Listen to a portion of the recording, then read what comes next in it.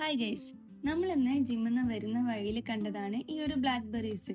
ഇതിങ്ങനെ കുറേ സ്ഥലത്ത് ഞാൻ കണ്ടിട്ടുണ്ടെങ്കിലും എഡിബിൾ ആണോ എന്ന് എനിക്ക് അറിയണ്ടായിരുന്നില്ല. അപ്പോൾ ചില വീഡിയോസിലൊക്കെ ഞാനിത് ആൾക്കാർ കഴിക്കുന്നത് കണ്ടിട്ടുണ്ടായിരുന്നു, ബട്ട് ഇതന്നെയാണോ എക്സാക്ട് സാധനം എന്ന് എനിക്ക് അറിയണ്ടായിരുന്നില്ല. അപ്പോൾ ഞാൻ ഒന്നും കൂടി ക്ലാരിഫിക്കേഷന് വേണ്ടിയിട്ട് ജെമിനിൻ്റെ അടുത്ത് ചോദിച്ചു. അപ്പോൾ ഇതാണ് സംഭവം എന്ന് പറഞ്ഞു. ഇതൊരു ടൈപ്പ് വൈൽഡ് ബെറീസ് ആണ്, നല്ല ടേസ്റ്റ് ഒക്കെ ഉണ്ടാവുമെന്നാണ് ജെമിനി പറയുന്നത്. അപ്പോൾ നമുക്ക് എന്തായാലും ഇത് ജസ്റ്റ് ഒന്ന് പറിച്ചു നോക്കാം. ഇലന്റെ മുകളിലൊക്കെ മുള്ളുകളായിട്ടുള്ള ഒരു കുറ്റിച്ചെടിമേലാണ് ഇത് ഉണ്ടായേക്കുന്നത്. ആദ്യം ഇതൊരു റെഡ് കളറിലായിരിക്കും ഉണ്ടാകുക, പിന്നെ നല്ലപോലെ പഴുക്കുമ്പോൾ ഒരു ഡാർക്ക് ബ്ലാക്ക് കളറിലേക്ക് പോകും. അങ്ങനത്തേനൊക്കെ നല്ല മധുരമായിരിക്കും. പിന്നെ അധികം പഴുത്തിട്ടില്ലെങ്കിൽ ഒരു പുളിപ്പുള്ള ഒരു ടേസ്റ്റാണ് ഉണ്ടാവുക.